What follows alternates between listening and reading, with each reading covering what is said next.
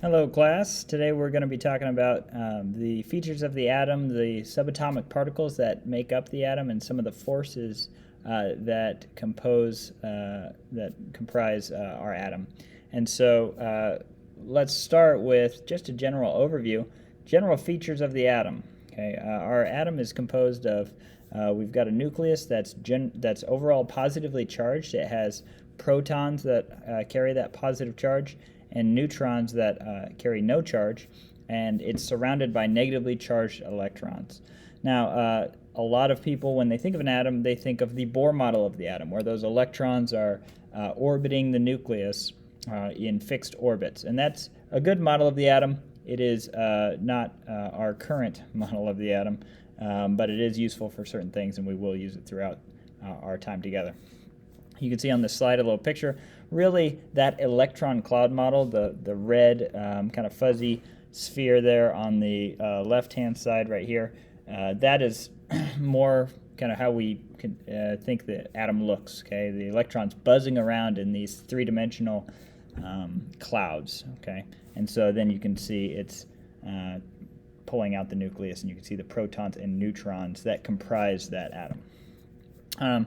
Now, one question that I get a lot is why does the nucleus want to stay together in the first place? If there's so many positively charged things, don't like charges repel? And that is true. Like charges do repel. So what's going on? Why do protons want to stick together? Well, we have this fundamental force called the strong nuclear force that has to do with the quarks that make up these subatomic particles. Now we're getting kind of, these are called elementary particles. We're kind of getting into a little more advanced than what you're going to be asked to know, but for those of you who are curious, there are listed the types of quarks. They have fun names like up quark, down quark, charm quark, strange quark.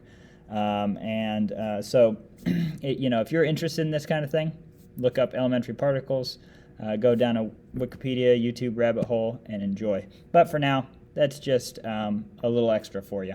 And here you can see the strong force. I've got it circled here as our one of our fundamental forces, one of the four fundamental forces out there in nature that are basically rules to the game of reality, the four basic rules. All right, let's zoom back out to subatomic particles, those particles that comprise the atom. First, we'll look at protons. You can see our symbol here is a P with a plus sign. That little plus symbol is showing you the charge, okay? And so anytime you see a P, that stands for proton, and the plus sign is meant to denote the charge. It's in the nucleus, the center of the atom, and so here on my little lithium atom, it's the red dots, and this is the Bohr model that I was talking to you about earlier. It has a positive charge and a mass of 1 AMU. AMU stands for atomic mass units. It's a very, very small mass, extremely small. We need a new unit to talk about something so small as atoms and subatomic particles. Neutrons, also located in the nucleus, and you can see the superscript here is a 0, okay? Because neutrons have no charge. They're neutral, and so they carry no charge. Neutrons and protons, the number of each controls whether or not an atom is going to be stable or unstable.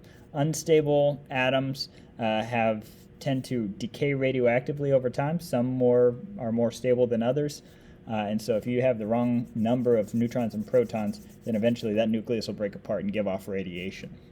So they keep the nucleus stable. They're located in the nucleus, and they have no charge, also a mass of 1 atomic mass unit. And finally, electrons. Electrons are much different than the other two. Negatively charged, extremely tiny, 2,000 times smaller than a proton or a neutron. Also, they're not located in the nucleus. Instead, they are buzzing around in these electron clouds. And so they're shown by the blue dots here. Again, right here that we're showing the energy levels as orbits, like planets orbiting the sun. And that's really useful for us to see energy levels being, farther away from the nucleus or closer. But we'll find out that these electron cloud orbital shapes are more kind of what we think of when we think of an atom and the electrons buzzing around in these different clouds, and they have certain probabilities that they might be closer to the nucleus more of the time than they are farther away. We'll see those later. And there you have it. Here is our complete atom with protons and neutrons in the nucleus and electrons buzzing around the outside. So we have this table here, and I'll let you, based on what I just said, fill this out. You'll have a worksheet with this table on it, and you'll have a chance to, just based on the slides we've gone over, fill that out. Atomic number. The atomic number is abbreviated with the symbol Z. We show it with the symbol Z. It's how we identify atoms. So it's that number on the periodic table. For example, hydrogen's number 1, helium's number 2, lithium's number 3. It's how we identify each individual atom. It's the number of protons that are found in the nucleus, and it's always a whole number because you always have to have a whole number of protons. You're not going to have an atom with half a proton or anything like that. The mass number. The mass number is the sum total of the protons and the neutrons in the nucleus. And so you just add up the protons plus the neutrons, and that's the mass number. Now, this is important. The mass number is also always a whole number. A lot of people look on the periodic table and see that decimal underneath each symbol and say, wait a minute, that looks like it might be related to the mass number, and it is related. That is the average atomic mass. And so of all the naturally occurring isotopes, and we'll talk about that word shortly, of an element, that is the average mass. And so it's taking all the naturally occurring isotopes, factoring in their abundance, and then averaging them together. Okay, so the mass number is always a whole number. Isotopes. These are different forms of the same element. They have the same atomic number, but they have different mass numbers. Meaning the only thing different about different isotopes is their different numbers of neutrons. Okay, and so for example, carbon comes in 3 naturally occurring isotopes: carbon-12, carbon-13, and carbon-14. Carbon is atomic number 6, so there always has 6 protons. But carbon-12 has 6 protons, 6 neutrons. Carbon-13 has 6 protons, 7 neutrons. And carbon-14 has 6 protons and 8 neutrons. These are all forms of carbon, and they are all isotopes. Only thing different, different numbers of neutrons. Here's a nice picture here. These are 3 isotopes of hydrogen: protium, deuterium, and tritium. And you can see this little black dot is the neutron, and so these 3 different isotopes, the only thing that's different is the number of neutrons in the nucleus. When we interpret a nuclear symbols are useful for talking about different isotopes, especially because they include that mass number. We see different symbols here that we use. Let me move my face away from our symbol here. For atomic number, we're going with Z. The mass number, we abbreviate it with an A. And so here is the accepted format for a nuclear symbol. We've got the element symbol, in this case carbon. We've got the mass number here.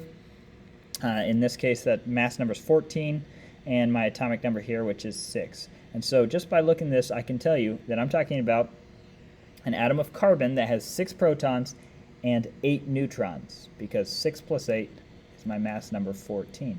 Here, I could tell you that I'm talking about an atom of carbon that has 6 protons and 6 neutrons, because 6 plus 6 is 12.